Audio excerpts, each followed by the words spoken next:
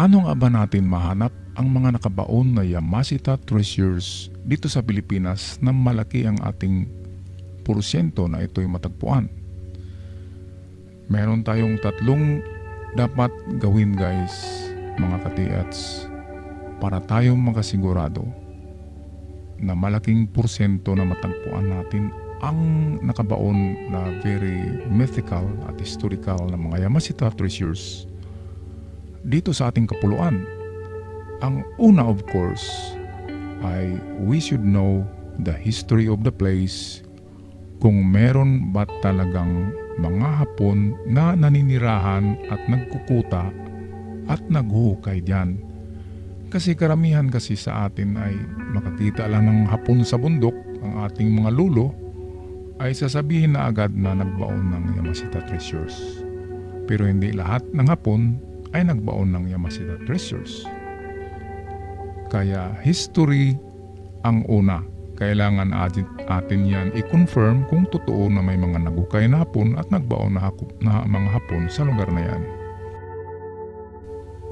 Dito ay atin i-explain ng maigi kung bakit kailangan natin ng history, ng knowledge in reading treasure symbols, at ang paggamit din ng mga gadget tulad ng metal detector, scanners, or mga ground penetrating radar. Bakit nga kaya guys kailangan natin ng tatlo na yan? Bakit hindi lang diretso na tayo sa metal detecting or mag-rely lang tayo sa traditional na gamit ng mga pagbasa ng treasure markers? Okay, kasi ang ating hinahanap ay 99% of sure winning. Kaya kailangan natin ng tatlong iyan. Ngayon ay ating pag-usapan si Bob Fitzgerald na nakakuha ng 70 kilograms 24 carats gold dito sa Pilipinas noong dekada 90. Ano nga ba ang mga gamit niya na mga gadget? Ang unang ginamit niya ay itong resistivity ground tester na kanyang mismo dinisinyo, siya ang gumawa niyan. Ang tawag niya ay Mother of Loads Locator. Itong nandito guys, the Mother of Load Locator trademark. Nakakuha siya ng gold bars right here in the Philippines, dekada 90. Dahil sa kanyang resistivity ground tester. Yun ay parang tester sa electronics, pero yun ay itinutusok sa lupa at matest kung malakas ang resistance ng lupa, meaning mayroong metal. At kung ordinaryo lang, mababa, walang metal. Kaya kung malakas ang resistivity ng lupa, doon sila maghukay. Parang metal detector din yan. Kaya lang ngayon mayroon ng deep penetrating metal detector, kaya hindi na ginagamit yung mother load locator na isang ground tester. Ganito ang itsura nito guys. Ngayon meron na tayong maraming mabibili niyan, kahit sa Lazada ay merong ganyan. Pero iba yung gamit ni Bob Fitzgerald kasi yun ay nakadesinyo sa medyo malalim. Mga 7 meters below the ground ay kaya niyang matest ang resistivity of the ground. Kaya lang sa ngayon ay meron na tayong mga metal detector guys na umaabot ng 7 meters deep. Merong hanggang 10. At huwag kayong magpaluko, naaabot pa yan sa 20 meters. Wala ka nang madetect na gold sa 20 meters, kundi mga mineralized rock na lang or mineralized soil ang madetect ng mga deep seeking metal detectors. Kaya mahirap ang paggamit ng metal detector kasi meron itong sensitivity at discrimination. Kung hindi ka marunong gumamit ng discrimination, yung pag-discriminate ng mineralized rock, ay hindi mo talaga madetect ang items sa ilalim ng lupa. At bagkus ang palaging madetect natin ay yung mga bato na merong content na iron or mineralized rock. Kaya yan palagi ang tumutunog sa metal detector kasi hindi tayo marunong mag-compensate ng kanyang discriminating button. Okay, yung discrimination button guys ang kailangan yung pag-aralan kung meron kayong metal detector para ma-discriminate yung unwanted na mga mineralized rock dyan sa inyong treasure site. Okay, ito namang ground penetrating radar or the JPRS. Ito ay ginagamit sa Egypt noon sa paglocate ng itong mga mausoleum or tombs of kings. Ngayon ay ginagamit na rin ito sa treasure hunting. Ang ground penetrating radar ay malaki na ekwipo yan, kinakaragayan sa parang cart or kariton at tinutulak.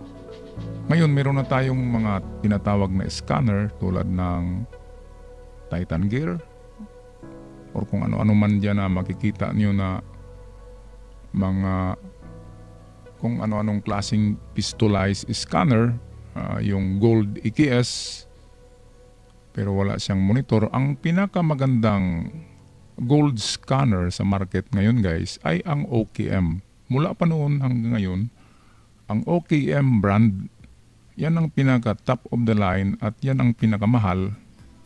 1 million plus ang halaga ng OKM. At yan din ay gamit ni Fitzgerald sa paghanap ng mga gold bars noon dito sa Pilipinas. Kaya siya nakatagpo kasi kumpleto siya ng gamit. Meron siyang OKM XP400. Yun ang pinakaunang lumabas na OKM na medyo pangit-pangit itsura. Ngayon ang OKM ay magaganda na ang itsura. Meron tayong video dito guys. Tingnan natin. Invention. World's first telescopic measuring probe that can be extended to an orientation sensor to record stabilized measuring data. It's controlled by a multifunctional wheel button or integrated touchscreen. 1000 can be used with video eyeglasses. Wireless, of course. It brings all important data directly in front of the user's eyes. Okay, at ang pangatlong method sa paraan na makasigurado tayo sa pagtumbok ng ating digging spot bago tayo magukay ay ito naman ay napakagasto itong bore drilling.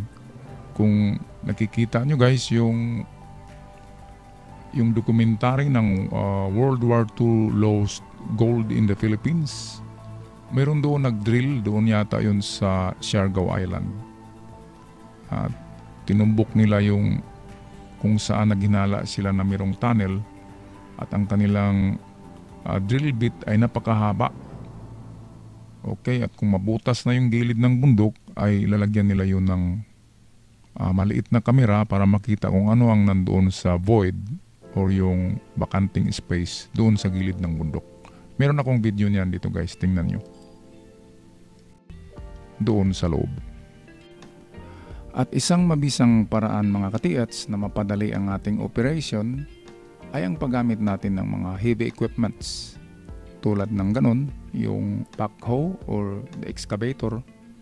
Yun picture ay totoong treasure hunting doon yata yan sa Quezon City noong kapanahonan pa ni President FM. At kapag tayo'y gumagamit na guys ng heavy equipment tulad ng bulldozer at backhoes, piloder or dump truck, tayo'y nakadistorbo na ng mga locals sa mga baryo o sa bundok na yan. Kaya kailangan natin ng mayor's permit.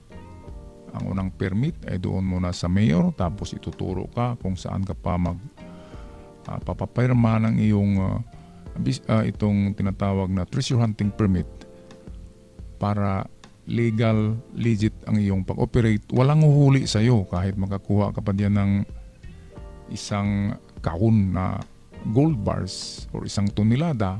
Walang uhuli sa iyo kasi legal ang iyong pag-treasure hunt. Kaya lang, mga katiyats, meron kang babayarang o maatikabong lumalagapak at tumataginting na around 10,000 pesos para lamang sa permit na kung papalpak ka, naggasolina, nagkrudo ka pa sa iyong heavy equipment, luging-lugi ka talaga kung wala kang makuha katiats.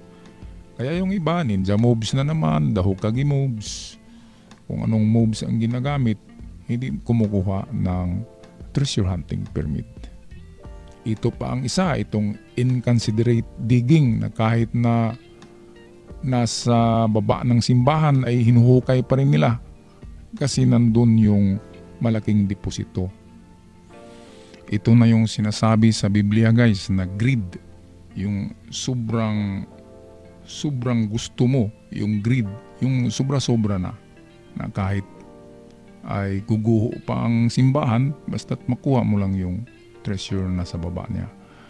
Okay, balikan natin guys ang mga paraan na sure or 99% winning tayo sa pag-treasure hunt. Okay, ang una ay know the history of the place.